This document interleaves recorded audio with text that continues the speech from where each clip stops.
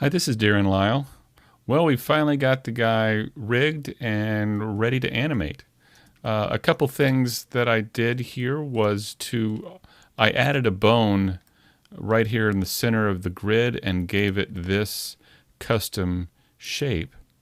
And what that will do for me is that's my master control. I parented the hip bone and the feet bones to this master control so that I can move this around the scene wherever I need to. You may notice that it's moving kind of slow. One thing that I should probably do is to turn off the subdivision surface modifier. So I'm going to select the character over here because I've turned off the selectability for the character and the eyes, so that when I'm selecting the custom shapes here, I don't accidentally select the character. So I've selected the character, and I'm going to come over here to the modifiers tab, and I'm just going to turn the subdivision view down to 0. So he should move a little quicker now. Yeah, that's better.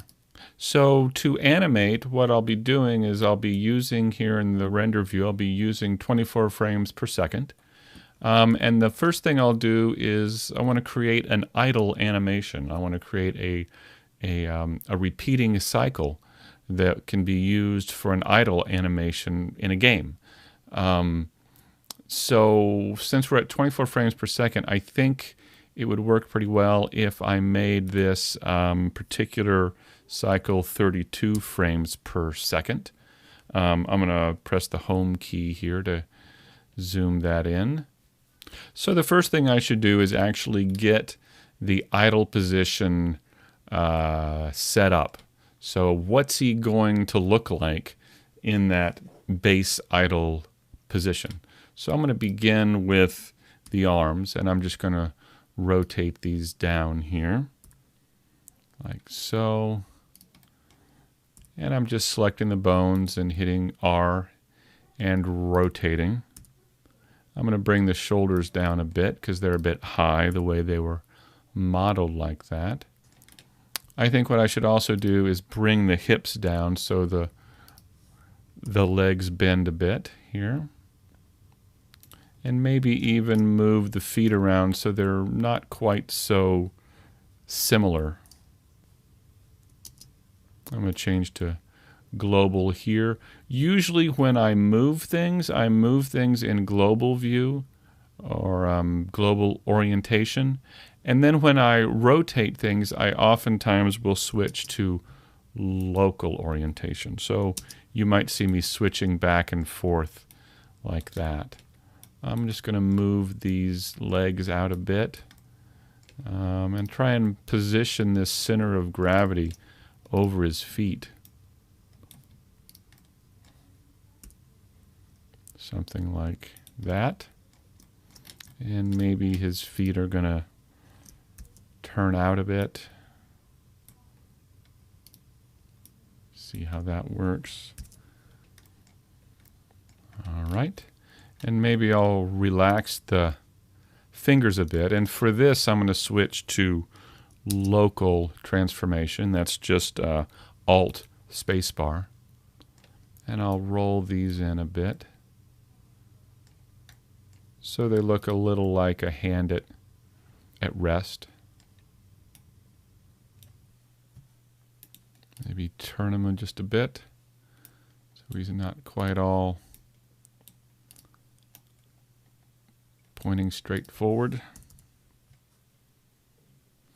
All right, so I'm going to go with this for the main idle position. And the first thing I really need to do is to insert a keyframe for all of this. So I'm going to select all the control objects, all the bones here, and press I. And I'm going to insert a keyframe for location and rotation. I don't really need to do scale because we're not going to be scaling any of these objects here. So I'll do that. And I think what I also want to do is go to frame 32 and key it again here. All right, so now I've got two keyframes at the beginning and at the end. And maybe I'll begin working on something in the middle here. So I'm going to turn on auto key right here. So the next time, if I turn that on, the next time I move anything, it will go ahead and insert a keyframe for me. Before I go any further, why don't we switch over to the animation menu set over here, and we can see kind of what we've done so far. I'm going to hit the home key to see all of our keyframes in the dope sheet, and down here is the graph editor. I think what I'm going to have him do is maybe kind of breathe in a little bit, kind of inhale. So I'm going to maybe rotate this chest as if he's breathing in here. And that automatically added a keyframe for me right here. So if I play this, now we've got a breathing motion. I think what I could also do is maybe bring those hips down and forward just a bit each time as well. So maybe at frame 16 I could bring that down just a bit. Let's see how this works. Or maybe I should bring it up. Let's see.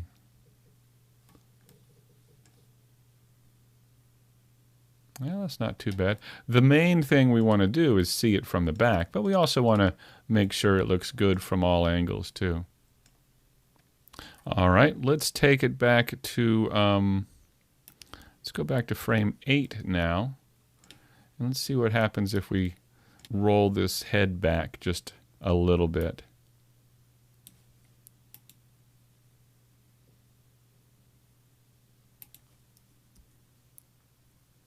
A little bit too much, and what I need to do is go ahead and key it here. Let me key this head here. Insert. Go back to frame 8. And I think I want to rotate it down here. And at frame 24, I'll rotate it back up just a hair. See how that works. Got a bit of a pop there. So here's our head curve right here.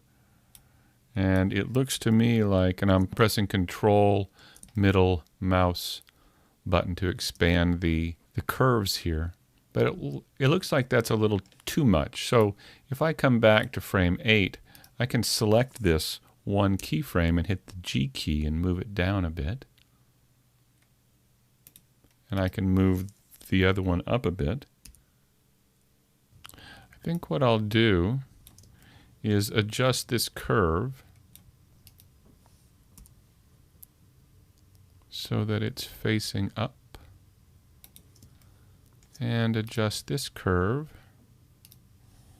so that it's facing down. And then I may even delete that one there. So let's try that. There you go. It's a little better. These two curves weren't matching very well. Move this a bit. And move this one. I can move these handles to change the size of the curve. All right, let's see how this works. Getting there. I think it's a little too much.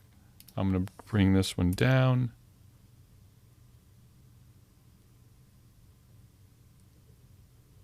And maybe bring this one up just a hair.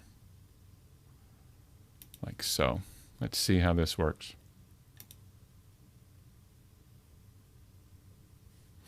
All right. Now I'm going to work on the arms. I think I'm just going to have the arms come out and then back in during the cycle here. So I'll go ahead and stop that. And let's take a look at the arms here. Now it looks like I've got keyframes here at the beginning and at the end. That's good. And I'm going to go ahead and give us a little bit of a pull out like that. just a little bit of pull out. And I'm going to roll this arm out just a smidge here as well. So let's see how that works.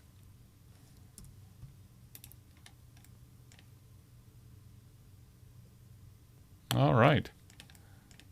Well, there's certainly more we could do, but he's looking pretty good from the back.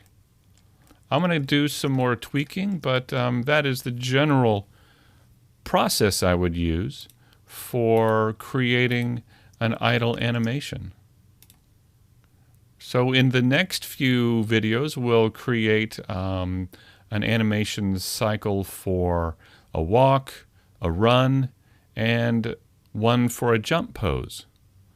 So thanks for watching. Hope to see you then.